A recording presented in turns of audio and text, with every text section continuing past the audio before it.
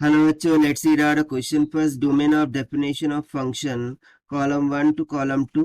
तो यहाँ पर बेसिकली जो domain of definition of function है, जो कि बेसिकली हमें कॉलम 1 में दे रखा है, उसको मैच कराना है कॉलम 2 से. तो चलिए देखते हैं हम इसको सॉल्यूशन से. But before of it's, let's talk about the key concept which we are going to use here for this question. So यहाँ पर हम कॉम्प्लेक्स जो range of sine x cos of x उसका यूज करेंगे कि जो sign of x होता है उसकी रेंज होती है मैक्सिमम +1 हो सकता है, minimum -1. Similarly cos of x के लिए रेंज देखें तो मैक्सिमम 1, मिनिमम -1. उसी तरीके से यदि tan ऑफ एक्स के लिए रेंज देखें सो ये बेसिकली किस तरीके से होता है. Okay, let me rub this. सो यहाँ पर देखिए ये हो जाएगा फर्स्ट कंसेप्ट, इसको हम दे देते हैं सेकंड. थर्ड कंसेप्ट में हम tan ऑफ एक्स के बारे में बात करेंगे.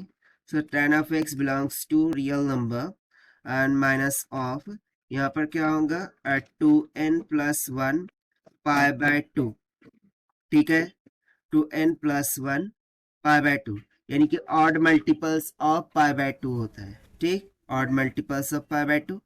और उस तरीके से यदि मैं sec x के लिए लिखूं, so this belongs to the real number and open interval of 1, -1.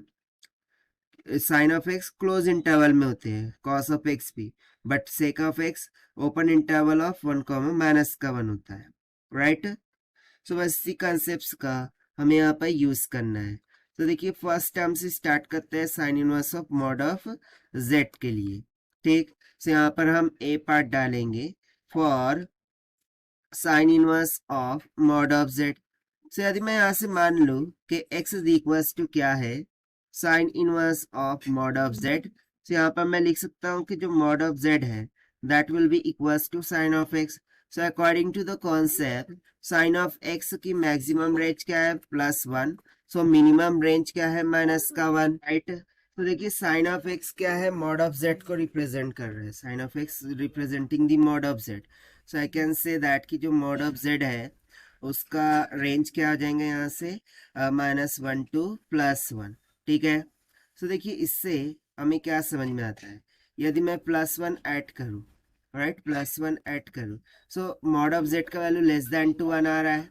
That means कि ए ऑप्शन यहाँ से मैच हो जाएगा किससे, आर ऑप्शन से. Now let us take B, tan inverse of mod of z. So tan inverse of mod of z के लिए calculate करते हैं. सो यहीं पर पार्टीशन कर देते हैं B, tan inverse of mod of z. So इसको भी हम मान लेते हैं x is equals to tan inverse of mod of z. So यहाँ से mod of z is equals to tan of x हो जाएगा. नॉ tan ऑफ x के लिए यहाँ पर हमने रेंज देखी थी, tan of x belongs to r minus, ठीक है ना, r of 2n+1 π/2. Right. So basically यहाँ पर ये किसको रिप्रेजेंट कर रहा है, mod of z. So mod of z का वैल्यू बिलोंग करेगा रियल पार्ट ऑफ कहाँ से कहाँ तक, तो 2n+1 π/2. ठीक है, इस रेंज को डिफाइन कर रहा होगा. सो बेसिकली जो tan ऑफ x है उसका मिनिमम वैल्यू 0 होगा और मैक्सिमम क्या हो सकता है, मॉड ऑफ जेड हो सकता है. राइट. सो यदि मैं इसको चेकआउट करूँ, सो इसके लिए हम रेंज क्या डिफाइन कर सकते हैं, सो ग्रेटर दैन टू 0. ठीक है.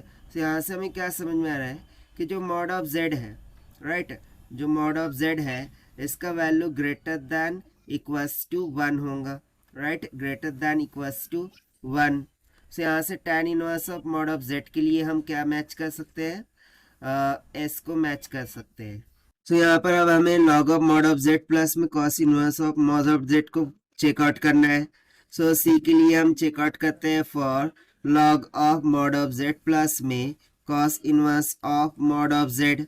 सो देखिए यहाँ पर हम क्या करते हैं कि मान लेते हैं कि x इज इक्वल्स टू, ठीक है, x इज इक्वल्स टू मान लेते हैं cos inverse of mod of z है. सो यहाँ से मॉड ऑफ जेड का वैल्यू क्या हो जाएगा, cos of x. But cos of x का वैल्यू कहाँ से कहाँ तक ला करता है, +1 से तो -1. ठीक है, -1 to +1. सो यहाँ पर जो मॉड ऑफ z है उसके लिए कौन सा रीजन डिफाइन हो जाएगा, मैक्सिमम 1 हो सकता है और minimum value -1. But what about log of mod of z. सो इसके लिए हमें चेकआउट करना होगा. सो यदि मैं देखिए log of mod of z के लिए देखूं, सो इसके लिए हमें पता है कि जो आर्ग्यूमेंट ऑफ जेड होता है उसका value less than equals to pi होता है और greater than equals to minus का पाई होता है, राइट। और रादर देन दिस लॉग का उल्टा क्या होता है, ई टू द पावर एक्स, ठीक है। सो यदि मैं मानू ई टू द पावर एक्स है, सो इसका वैल्यू कहाँ से कहाँ तक लाई करता है, जीरो से तो इन्फिनिटी तक के, राइट, जीरो टू इन्फिनिटी तक लाई करता है। सो एक्स की जगह पर log of mod of z रख दूं, राइट। सो ये क्या हो जाएगा, e raise to the power log of mod of z greater than to zero less than to infinity, या फिर less than equals to infinity बोल सकते हैं हम, राइट। सो ई और लॉग एक दूसरे को क्या कर देंगे, कैंसल। सो यहाँ से मॉड ऑफ जेड का value greater than equals to, ठीक है, लेस देन इक्वल्स टू क्या हो जाएगा, इन्फिनिटी। तो इसके लिए रेंज क्या डिफाइन हो रही है, जीरो से इन्फिनिटी, बट इसके लिए क्या डिफाइन हो रही है, -1 टू इन्फिनिटी। अब बेसिकली हमें क्या करना है, दोनों का एडिशन करना है, राइट। हमें क्या करना है, log of mod of z plus में cos inverse of mod of z के लिए फाइंड करना है।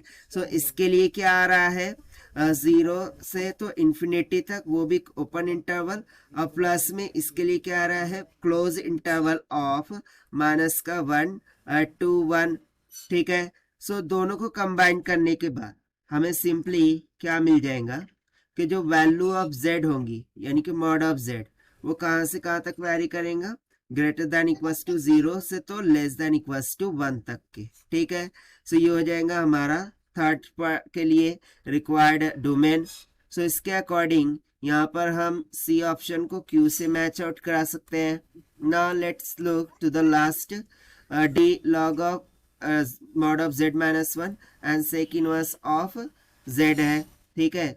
सो इसके लिए देखते हैं, let's say for D, so इसमें log of mod of z minus का 1 प्लस में sec inverse of mod of z. तो सबसे पहले मैं मान लेता हूँ कि x is equals to sec inverse of mod of z है, तो सेक उधर जाके सेक इनवर्स उधर जाके सेक हो जाएगा, so sec x is equals to mod of z हो जाएगा। बट हमने यहाँ पर लिखा था sec x belongs to the real values and open interval में होता है +1 से तो -1 या फिर -1 to +1, ठीक है, और वो भी कैसा, ओपन इंटरवल में। सो सेक एक्स के लिए तो ये हो गया। अब बेसिकली सेक एक्स क्या है, मॉड ऑफ जेड। सो यहाँ पर मॉड ऑफ जेड का वैल्यू बिलोंग करना होगा रियल वैल्यूज ऑफ -1, +1, इतना क्लियर हो गया। Now what about log of mod of z -1। So log of mod of z -1 को हमें सॉल्व करने का जरूरत नहीं है। यहाँ पर हम सिंपली बोलते हैं कि e raise to the power y ये ग्रेटर देन टू जीरो और लेस देन इक्वल्स टू हम मान लेते हैं इन्फिनिटी है, ठीक है, इस तरीके से है। अब y की जगह पर यदि मैं log of mod of z -1 substitute कर दूं कि लेट सपोज कि y is equals to log of mod of z -1 है।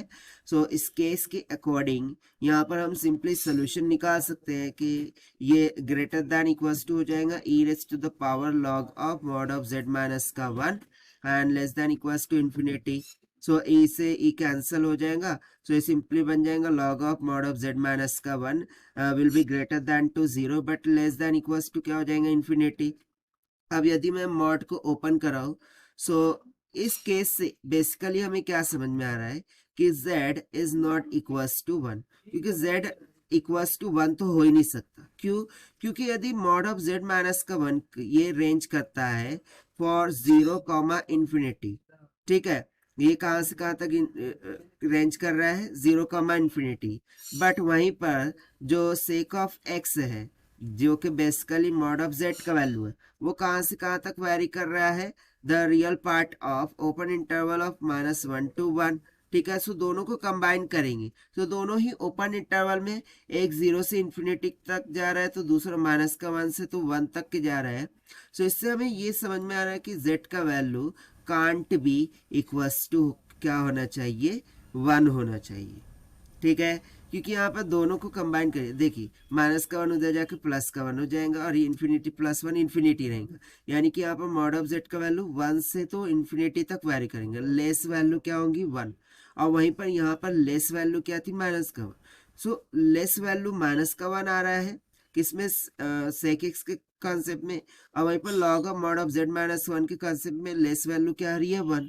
सो ऐसा तो पॉसिबल ही नहीं है ना, दैट मीन्स टू से कि z का value can't be equals to 1 होगा सो देखिए यही हो जाएंगी रिक्वायर्ड कंडीशन।